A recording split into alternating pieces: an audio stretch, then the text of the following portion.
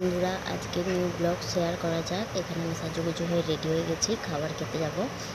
এখানে আমাদের বাজারে পুজো বসছে, পুজো খাওয়াবে, তাই জন্য আমরা যাচ্ছি। এখানে পশুরা গান হচ্ছে, পুজো উপলক্ষে পশুরা গান খাওয়ানোর আয়োজন করা হয়েছে।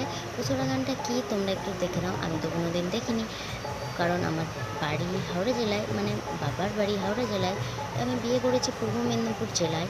এখানে এইগুলো হয়, পুজো বসলে পশুরা গান আরও অনেক কিছু হয়, তোমাদের সাথে দেখাবো পরে আস্তে আস্তে, কিন্তু আমি দেখিনি, ফার্স্ট টাইম দেখছি, তাই তোমাদেরকেও শেয়ার করছি। খাওয়ার জায়গায় যাওয়া যাক, খাবারে কী কী আয়োজন করা হয়েছিল দেখা যাক। প্রথমে আলু ভাজা দিয়ে গেছিলো, তারপর ভাত। এখানে প্রচুর ভিড় হয়েছিল, খাবার ভালোভাবেই খাওয়া হয়েছিল।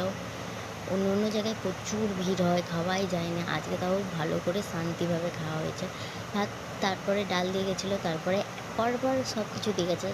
এটা শুক্তো, তারপরে কুমড়োর তরকারি। এইদিকে প্রচুর কুমড়োর তরকারিটা হয় সব জায়গায়, মানে যেখানেই খেতে যাই কুমড়োর ঘ্যাঁট থাকবেই। আমার কিন্তু ভালো লাগে না, সব জায়গায় কি কুমড়োর ঘ্যাঁট ঘ্যাঁট ঘ্যাঁট। ও, এখানে কুমড়োর ঘ্যাঁট বলে, আমাদের ওইদিকে তরকারি বলে। কুমড়োর ঘ্যাঁট মানে আমি তাই কুমড়োর ঘ্যাঁটই বলছি, তোমরা আবার কিছু মনে ভাবো না। তারপরে কি দিয়েছিল, তারপরে দিয়েছিল পটল আলুর তরকারি। পটল আলুর তরকারিটা দিয়েছিল, দাঁড়াও দেখানো হবে।